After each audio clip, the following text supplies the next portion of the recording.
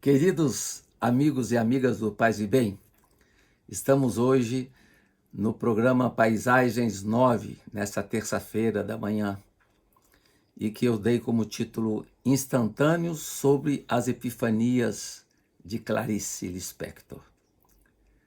Nos meus próximos 3 programas, Paisagens, quero dedicar-me a alguns instantâneos que capto nos escritos de Clarice e que tratam de temas de Clarice que me são muito caros, como o ato de graça, o estado de graça, a força da presença do instante, do cotidiano, o cuidado consigo mesmo e o sentimento essencial de pertença, terminando com aquilo que Clarice nomeou como o chamado ancestral. Num primeiro momento, nesse início de manhã de terça-feira, 12 de setembro de 2023, um pouco após aquele momento nobre do início do dia, que Thomas Merton nomeou como ponto virgem, que traduz o primeiro ponto de luz que começa a ser a aurora, o ponto de puro nada e que está no centro de todos os amores. E Thomas Merton nomeou como ponto virgem. Vou dedicar-me nesta manhã a uma maravilhosa crônica de Clarice Lispector chamada O Ato Gratuito. Mas gostaria antes de definir para vocês o que é esse ponto virgem, segundo Merton. Para Merton, o ponto virgem que ele retoma da tradição sufi islâmica, ele assim o define para descrever o momento mais maravilhoso do dia, quando a criação, em sua inocência, pede licença para ser de novo, como foi na primeira manhã que uma vez existiu. É quando os primeiros pios de pássaros começam a vibrar num céu ainda desprovido de luz real. É um ponto cego e suave, diz Merton, onde tocamos de leve o centro do nosso nada. É um ponto intocado pelo pecado, pela ilusão, uma centelha que pertence unicamente a Deus, de pura glória de Deus em nós. É um momento nobre da manhã. É o tempo onde se pode contemplar o segredo desse vasto e aberto horizonte que lá está para todos nós, que é gratuito e ao qual ninguém presta atenção normalmente. São reflexões que estão em 2 preciosos livros de Thomas Merton. Reflexões de um espectador culpado, publicado pela Vozes em 1970, e também numa síntese do Diário de Merton, publicado no Brasil pela editora Fisos, chamado Merton na Intimidade, que saiu em 2001. Mas vamos ao que nos toca hoje, que é a crônica de Clarice, que foi publicada no dia 8 de abril de 1972, um ano depois em que a escritora tinha lançado o livro Felicidade Clandestina, e estava dando continuidade a um de seus livros que considero mais preciosos, Água Viva, e que ela nomeara antes com o título Objeto Gritante. As primeiras anotações do livro começaram já em 1970, e o livro veio publicado com o nome de Água Viva em 1973.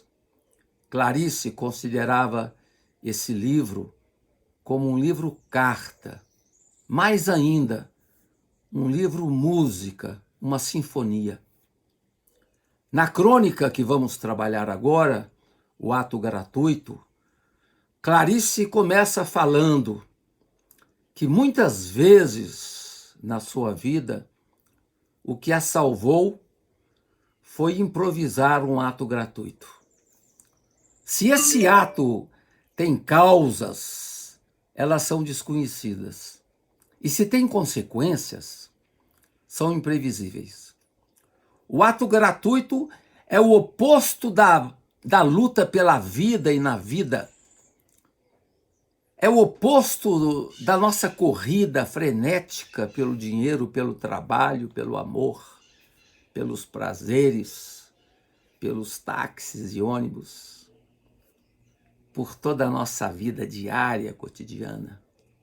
Foi então, diz ela na crônica, que numa tarde de céu de puramente azul, com pequenas nuvens branquíssimas, Clarice escrevia a máquina e foi tomada por alguma coisa.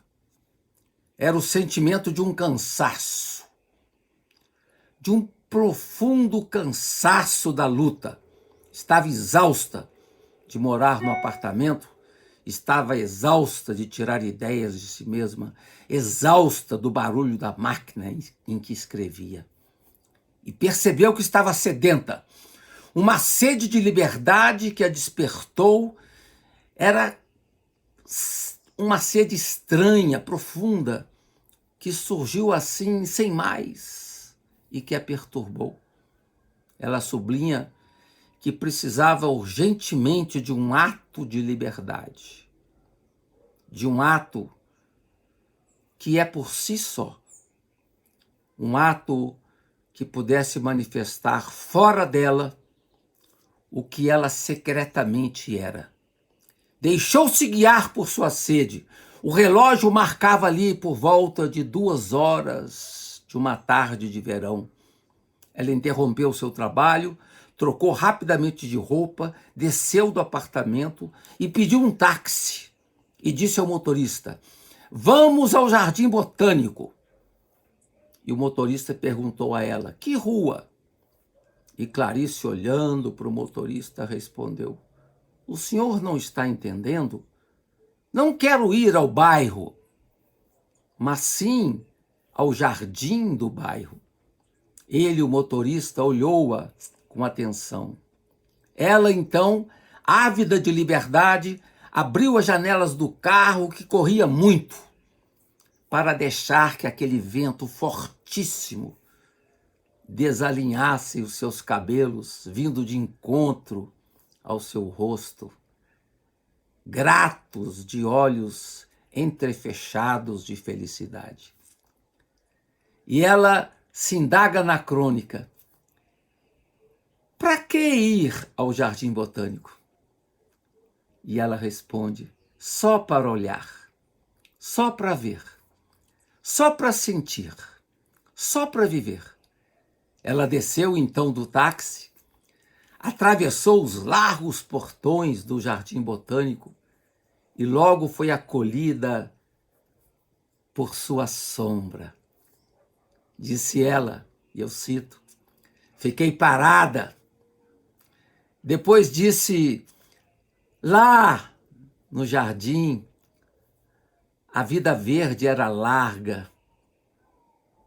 Não encontrava ali, naquele jardim, nada de avareza.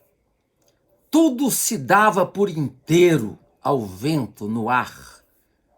A vida, tudo se erguia em direção ao céu", diz Clarice. E mais, tudo dava também o seu mistério. Estava ali rodeada pelo mistério, e ela diz: "Olhei arbustos frágeis, recém-plantados. Olhei uma árvore de tronco nodoso e escuro, tão largo que me seria impossível abraçá-lo. Por dentro dessa madeira de rocha, através de raízes pesadas e duras como garras, como é que corria a seiva, essa coisa quase inatingível que é a vida." A experiência era rica, e Clarice escreveu que, de propósito, não iria descrever aquilo que viu, porque cada pessoa tem que descobrir sozinha. E ela fala do dia que apenas lembrará que havia ali no Jardim Botânico sombras oscilantes, sombras secretas, e aquela esplêndida liberdade dos pássaros, e sua liberdade também, e só. O resto era o verde úmido subindo em minha pele, em minhas raízes incógnitas, diz Clarice. E ela andava ali pelo jardim, andava, sem porquê. E já estava bem afastada do portão de entrada, perdida entre as alamedas, e sentia um medo bom, como um estremecimento apenas perceptível pela alma, um medo bom de estar perdida ali e nunca mais achar a porta de saída. Deparou-se então com um chafariz numa das alamedas, de onde corria água sem parar, corria água sem nostalgia. Era uma cara de pedra e de sua boca jorrava água. Diz Clarice: bebi, molhei-me toda, sem me incomodar. Esse exagero estava de acordo com aquela abundância que sentia no jardim. O chão estava coberto de bolinhas de aroeira, daquelas que caem em abundância nas calçadas da nossa infância, e que pisávamos, não sei porquê, com um prazer enorme. Diz Clarice na crônica que repetiu aquele gesto infantil esmagando as bolinhas e sentiu novamente, como da primeira vez, o misterioso gosto bom. O cansaço agora era um cansaço diferente, era um cansaço benfazejo. Em hora de voltar, o sol já estava mais fresco, já estava mais fraco. Termina a crônica programando retornar ali de novo, em outro dia, mas um dia diferente, que pudesse ter muita chuva. E ela queria retornar com essa chuva só para ver o gotejante jardim submerso. Como os trabalhos que percebemos em Clarice, que tratam do Jardim Botânico, a gente percebe o amor que Clarice tinha pelo Jardim Botânico, assim como Tom Jobim, ela era apaixonada por aquele lugar. Em outro conto agora, não crônica, de Clarice, talvez um dos mais famosos contos, chamado Amor, ela relata uma experiência epifânica que teve também ali no Jardim Botânico. Não Clarice, mas a personagem agora do conto, que se chamava Ana, que sempre é meio autobiográfica, né? Que aconteceu com Ana num certo dia da sua vida. Ana era alguém que sempre tivera necessidade de sentir a raiz firme das coisas. Ela vinha num bonde em tempo de muito calor e suava muito, quando ao ver um homem cego parado no ponto, mascando chicletes, ela teve um estremecimento repentino. O movimento de mastigação fazia parecer sorrir, fazia o cego parecer sorrir e, de repente, parar de sorrir. Ana estava ali no bonde, concentrada, olhando o cego, e foi se inclinando para poder acompanhar, quando de repente foi surpreendida com uma súbita arrancada do bonde, que a jogou para trás.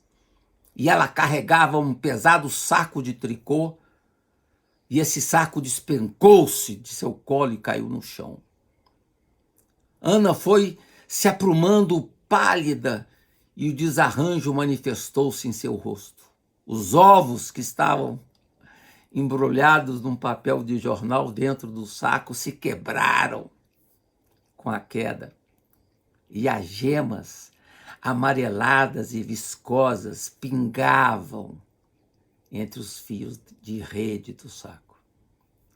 O bonde seguiu seu caminho, mas, como diz Clarice no conto, o mal já estava feito. Ana percebeu que não mais fazia sentido estar num bonde. Era um fio partido e não sabia o que fazer com as compras no colo. O mundo se tornara de novo um mal-estar. As coisas ganhavam agora um ar mais hostil, perecível. Ela então vem tomada por uma crise. E sua marca era um prazer intenso com que observava e olhava as coisas, sofrendo, espantada. Ela, impactada, acabou se distraindo e perdeu o seu ponto de descida. Aí ela desce do bonde com as pernas débeis, olha no entorno e vê o muro do Jardim Botânico. E ela ia então segurando a rede suja de ovo, o saco, né? Sujo de ovo. E por um momento perdeu orientação. Estava ali diante dos muros do Jardim Botânico. Então ela resolveu entrar por um impulso no jardim. Entrou, depositou os embrulhos que tinha na terra, sentou-se num banco e ficou ali muito tempo, parada, muito tempo. E foi tomada, se deixou tomar pelo ambiente do grande parque, se deixou tomar pelos seus ruídos secretos, os ruídos do jardim, triturado pelos instantes mais apressados da tarde. Ela se depara com aquele entorno, com a maravilha, com os ramos das árvores que balançavam, com os enxames de insetos enviados pela vida, com o pardal que ciscava no chão, com as frutas pretas que estavam nas árvores e os caroços secos perdidos pelo chão. Estava ali diante de um mundo a comer pelos dentes, diz a autora. Um mundo de volumosas dálias e tulipas. As árvores ao redor estavam carregadas e o mundo era tão rico e ao mesmo tempo ela percebia que o mundo apodrecia. Aí ela foi tomada por uma náusea que lhe subiu a garganta. Era quase noite. E tudo parecia cheio, pesado. Ela viu que um esquilo voou na sombra. Sob seus pés, ela sentia a terra fofa. E ela aspirava aquela delícia. Foi quando então se deu conta que estava atrasada, que tinha a casa, as crianças, o marido aguardando.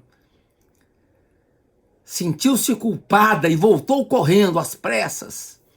E ao chegar em casa, por um instante, a vida sadia que levara até então pareceu-lhe agora um modo moralmente louco de viver. Protegia-se trêmula, porque a vida era periclitante. Ela amava o mundo, sentia que amava o mundo. A vida que ela esteve participando ali no Jardim Botânico, ela chamava de lobisomem, no sentido que o lobisomem é chamado pelo luar e ela foi chamada pelo jardim botânico. Chegou em casa, deu um jeito em tudo e ao fim foi descansar. Era agora uma mulher bruta que olhava pela janela. A cidade estava adormecida e quente. O marido, depois que ela ajeitou tudo, deu-lhe a mão, levou-a para o quarto, sem olhar para trás, afastando-a do perigo de viver, diz Clarice. E antes de se deitar, sem nenhum mundo no coração, Ana soprou a pequena flama do dia. Esse é o conto que a grande especialista em Clarice, Nádia Batella Gottlieb, mais ama. E ela comenta num dos seus livros, Teoria do Conto, de 1998, e assim eu concluo. Diz ela, Ana era mulher abafada por uma vida familiar em que não cabe a expansão de suas potencialidades mais individuais e profundas e em que acaba perdendo sua identidade, a qual vislumbra temporariamente e na sua plenitude no jardim botânico, para depois voltar, com a riqueza dessa experiência anterior, à absorvedora rotina da vida doméstica. É isso, queridos amigos e amigas de Paz e Bem, essa nossa reflexão no Paisagens 9, número 9. A gente se encontra, se Deus quiser, na próxima semana, dando continuidade às minhas reflexões sobre Clarice Lispector. Paz e bem a todos.